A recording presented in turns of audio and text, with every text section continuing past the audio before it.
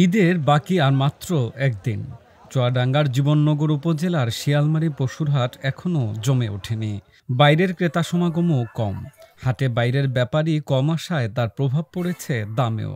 তুলনামূলক কম দাম হাঁকাচ্ছেন ব্যাপারীরা। আমেঝিন বাজারে গড়পড়তা বেচাকেনা। দাম চাচ্ছে ৭৫, এক খদ্দের বাসে ৬৫, ৭০ হলে বেশি দেবো। কাস্টমার বাসে ১২০, ২৫ এই ধরনের চারদার গরু ৪৫ দাম যাচ্ছি। আমি কেমন আসলাম, দেখা যাক কত হয়, দাম দর করা যাবে। হাটে দেশি গরুর পাশাপাশি আনা হয়েছে ভারত, নেপাল ও মিয়ানমারের গরু। মহিষ ও ষাঁড়ও দেখা গেছে।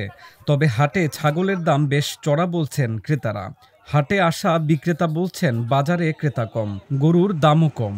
এদিকে ক্রেতারা বলেন দাম বেশিও না কমও না, আওতার ভেতরে আছে। আমি মুন্সিগঞ্জ থেকে আসছি, গরু কিনবো 10টা।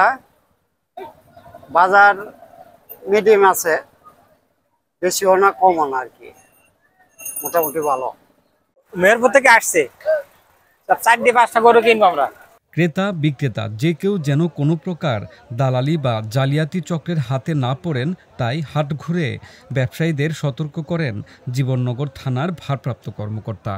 সাধারণ মানুষ আসেন, এই সাধারণ মানুষের ভিতরে প্রতারক চক্র, দুষ্কৃতিকারী, পকেটমার, ছিনতাইকারী প্রবেশ করে একটা ঘটনা ঘটানোর চেষ্টা করবে।